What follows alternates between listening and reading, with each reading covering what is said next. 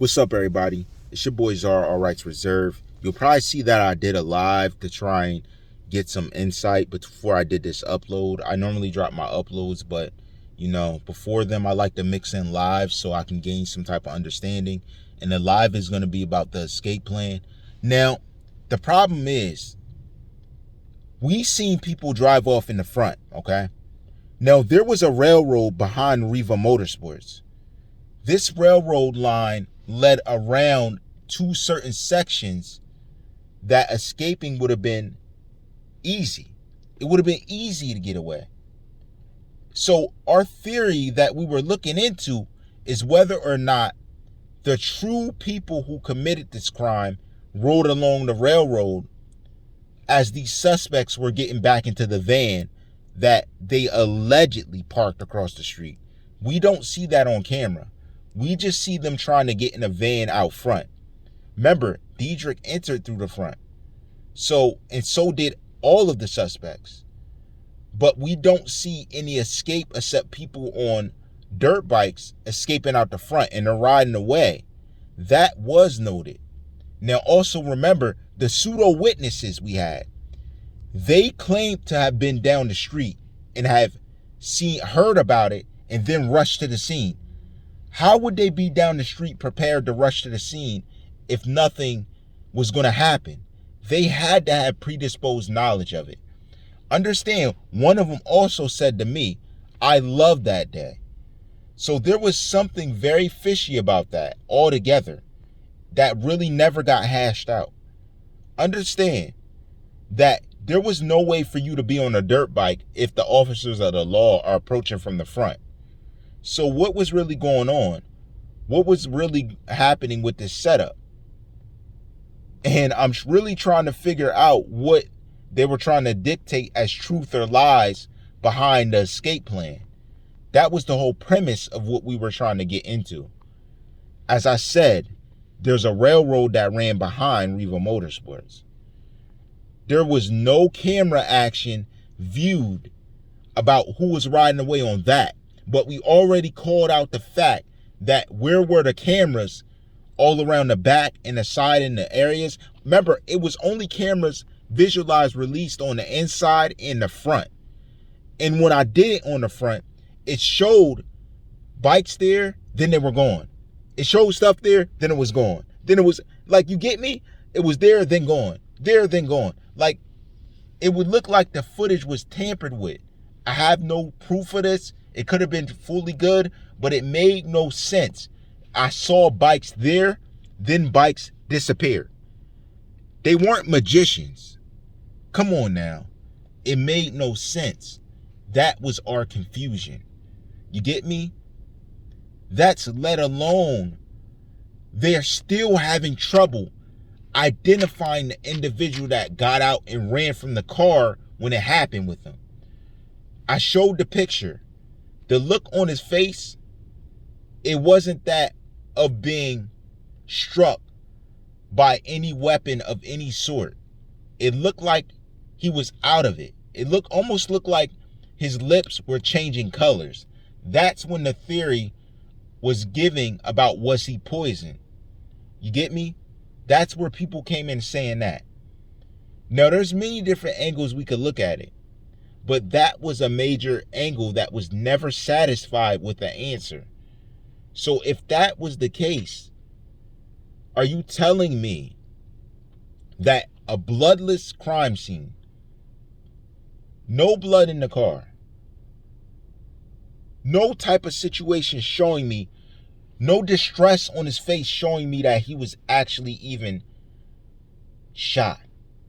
It was confusing, to say the least, on what actually happened to Tentacion. Not only that, individuals didn't want to step up to bring the credibility to even say, this is what happened, that is what happened. Only scrutiny. Now this suspect, Michael Boatwright, they found all the items of craft to this crime in his grandmother's car. Understand that confusion. Because we're like, how do you find it all in one place? It seems very convenient, if that makes sense. if that makes any type of sense to anyone. It was too convenient. Then the reaction of his friends around the scene and how going to the wake seemed like a party, that's another story. It looked like one big party at his wake. That's when you see me get into it with the individuals known as Panama, as well as known as other names surrounding it. One of the females who has been placed under arrest in another state for a crime that is felonious. Nonetheless, she did not get pinged in this situation. So there was no coping mechanism for these suspects to directly link them to say, you committed this crime at this time and you escaped this way. That never happened. It was just, let's find who did it. We found him. Let's prosecute him. There was no evidence sitting up there to do that. Now, one of his friends, we're not going to name, stepped up when arrested, did not confirm the scenario or the people involved, yet had time to deliberately lead a narrative that could not be supported by any documentation or anything, any witness testimony. That's confusing.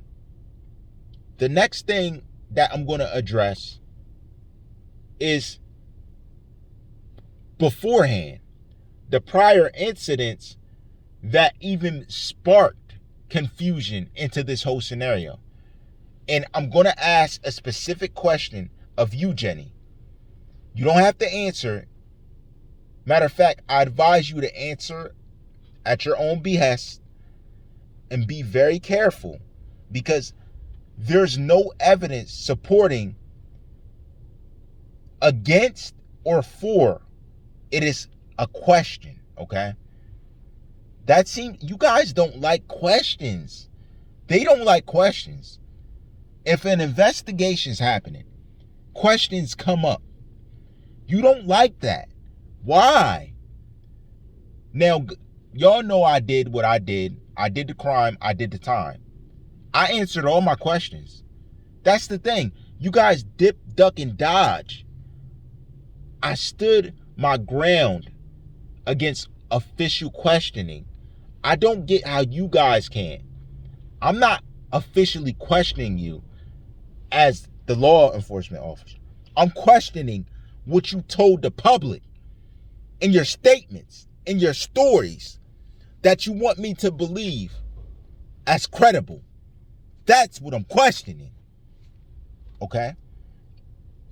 It's nothing crazy. It's just saying, well, if that's what you say, then how this? If this is what you're telling me, then where does this come into play? If that's what's being told to me displayed, where do I understand it in this way? If you want to go public with information on what happened, you can't sit here and play with it and expect me to believe it and just say that's the truth. If I have room to question it, something's not right. Things should be cut and dry if it's not questioning. That seems kind of asinine to figuring out the solution of truth if you're telling me there's some condemnation to someone who requires some more answers. That does not make sense at all. That's not fair. I showed you this happened. I told you this happened.